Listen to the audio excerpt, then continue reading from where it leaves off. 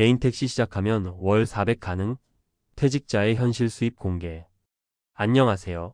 은퇴를 고민하거나 이미 은퇴하신 분들께 조금이라도 도움이 되고자 이야기를 나누려고 해요. 요즘은 은퇴 후라는 말이 예전보다 익숙해진 것 같아요. 예전엔 정년까지 꼬박 일하고 나서야 이제 은퇴하셨네요 라는 인식이 강했다면 지금은 선택적 퇴직, 조기 은퇴, 다양해진 직업 등으로 퇴직 시기가 꽤 빨라졌죠. 그런데 막상 퇴직하고 나면 그 이후의 삶을 어떻게 꾸려가야 할지 막막해질 때가 많습니다.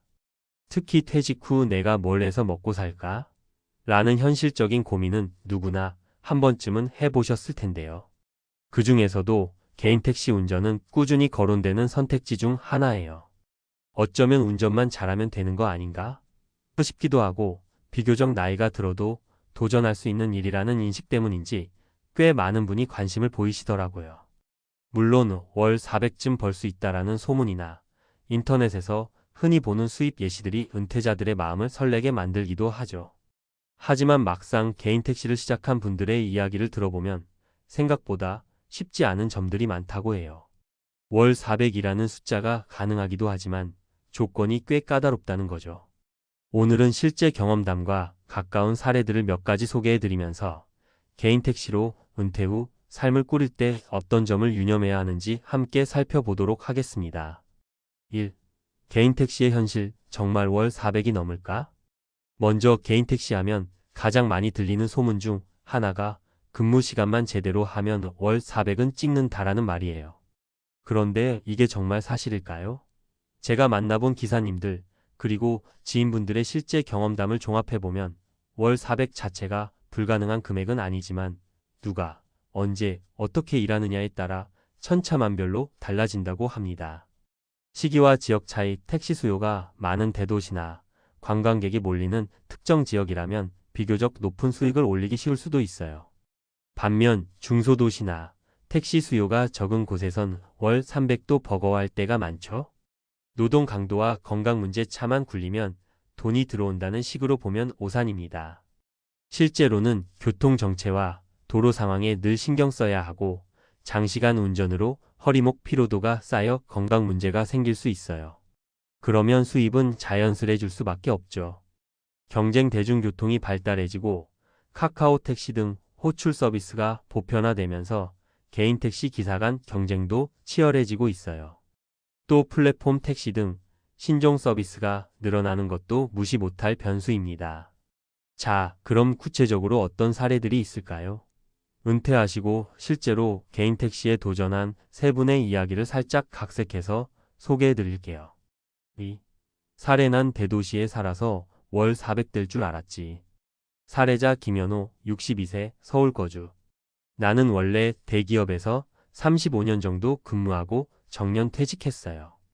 퇴직금 받고 연금 어느 정도 받게 돼서 완전히 생활비 걱정이 없는 건 아니지만 그래도 조금씩 써야 될 것 아니에요. 그래서 퇴직 후엔 뭘 할까 하다가 운전 경력은 자신이 있으니 개인 택시를 해볼까 하고 생각했죠. 게다가 서울은 손님 많으니까 그냥 열심히만 하면 월 400은 가능하다고 들었어요. 그런데 막상 택시 면허권부터 비용이 만만치 않더라고요. 면허 양수 비용의 차량, 보험, 세금, 각종 부대 비용까지 해서 진입 장벽이 생각보다 높았어요. 그나마 퇴직금이 있으니 가능했지만 요즘 양수 가격이 예전만 못하다고 해도 이거 시작부터 돈이 많이 드네? 싶었죠. 그래도 어차피 이거 딱 한 번 내고 들어가서 부지런히 굴리면 되지 않겠나 싶어서 시작했는데 일단 하루 12시간 이상 운전하지 않으면 30만 350 정도 맞추는 것도 쉽지 않았어요. 또 쉬는 날이 사실상 없어요. 내가 월급 받는 게 아니라 내가 운전해야 수입이 생기니까. 운전을 오래 하면 피곤하지 않냐고요? 피곤하죠. 특히 밤늦게까지 붙잡고 있어야 손님을 잡을 수 있는 건 당연하고요. 내가 초반엔 그래, 좀 무리하더라도 벌어보자 해서 한 달 정도 죽어라 이랬더니 세금, 기름값, 통신비, 보험비 제외하고 순이익이 380 정도 찍히긴 했어요. 그런데 그렇게 하니까 허리가 너무 아파서 견디기가 힘들더라고요. 실은 병원에 한 번 입원도 했어요. 결국 그 달 벌어놓은 거 다시 병원비로 나가게 생기니까 아, 이게 사람 할 짓이 아니구나 싶었죠. 그래서 적당히 건강 생각하면서 일하면 300 초중반 정도 벌고 거기서 또 비용 빼면 250 아래로 떨어지는 달도 있고 그래요. 글쎄, 조금 더 젊었으면 모르겠는데 은퇴 후에 이만큼 빡세게 하는 게 맞나 싶어요. 돈이 필요한 상황이라면 할 수밖에 없지만 솔직히 누가 개인 택시 하면 무조건 400이라고 말하면 저는 몸 갈아 넣으면 가능하긴 해 정도로 얘기할래요.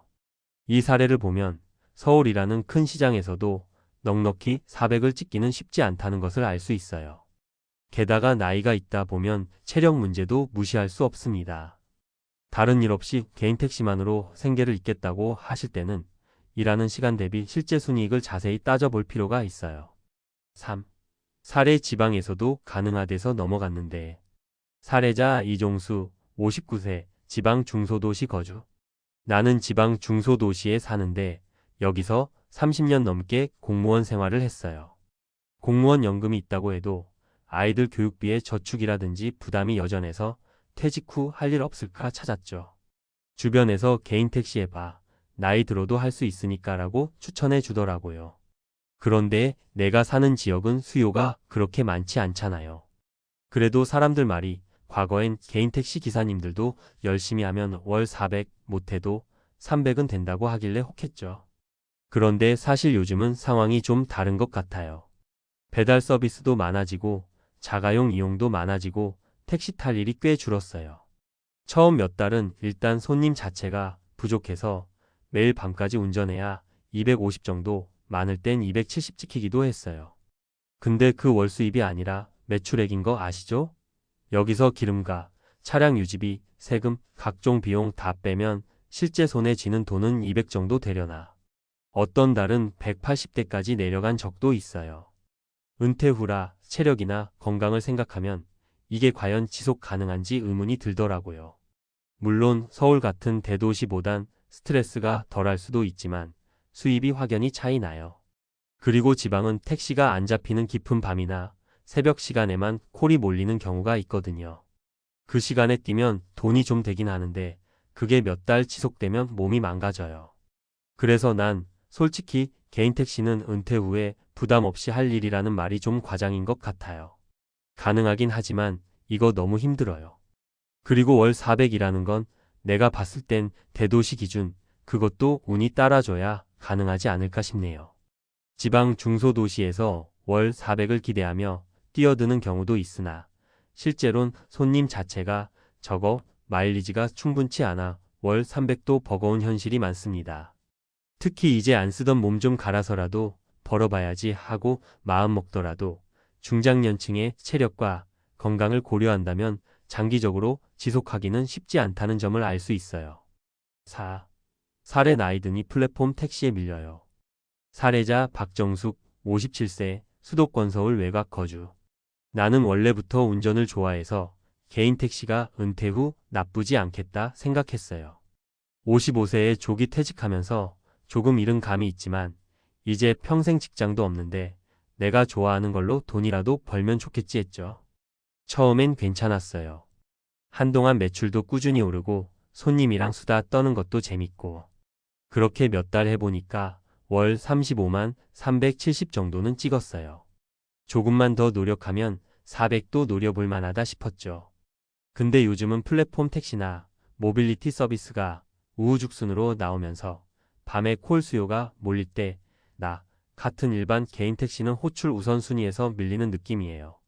승객 입장에선 편의 기능 많고 할인 쿠폰까지 쓸 수 있는 플랫폼 택시를 선호하잖아요.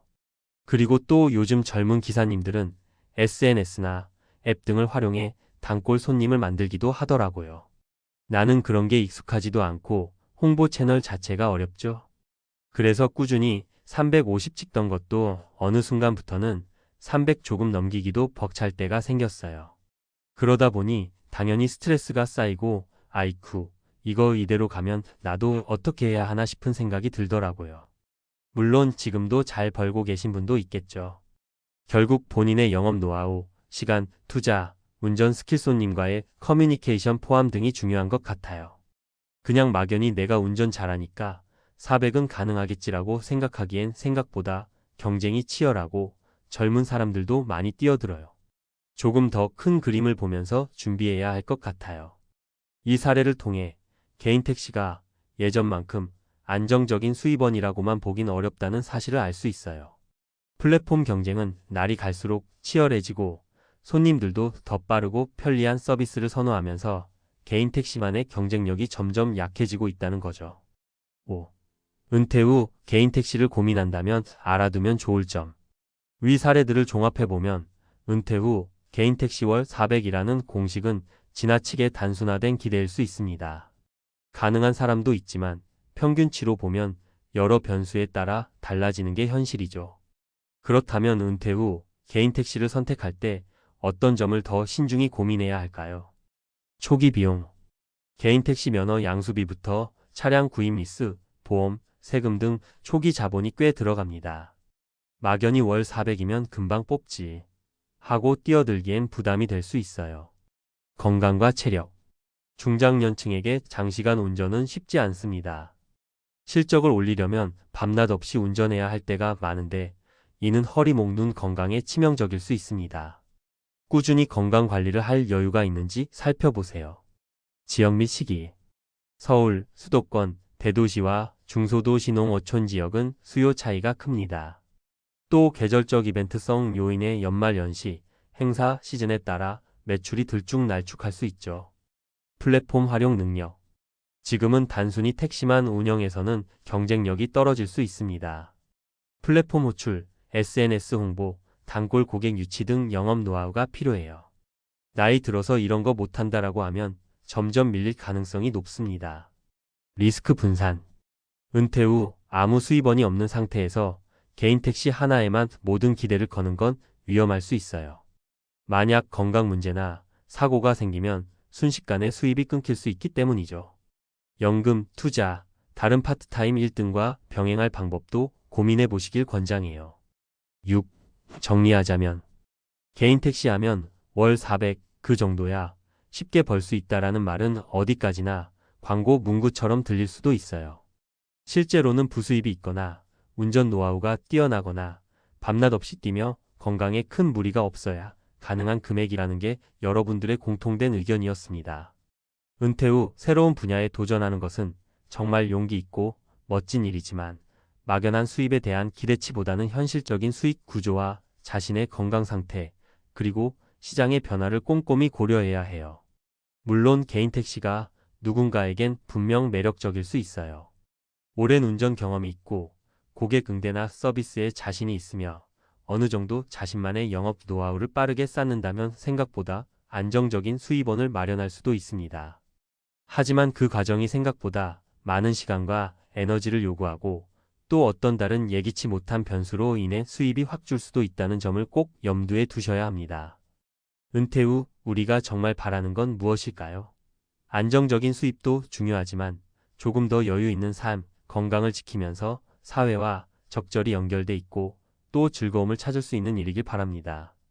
개인 택시가 그 역할을 충분히 해줄 수도 있지만 월 400, 월 500이라는 숫자에 혹해서 시작하기보다는 건강과 비용, 라이프 스타일을 모두 고려했을 때 최선의 선택인지 찬찬히 따져보시길 권해드립니다. 이 글이 혹시라도 개인 택시를 준비하시는 분들께 도움이 되길 바라며 사례자분들의 솔직담백한 이야기가 조금이나마 현실적인 시각을 갖게 해드렸으면 좋겠어요. 은퇴 후 삶에는 정답이 없지만 여러분이 선택하신 길 위에 늘 건강과 행복이 함께하길 기원합니다. 감사합니다.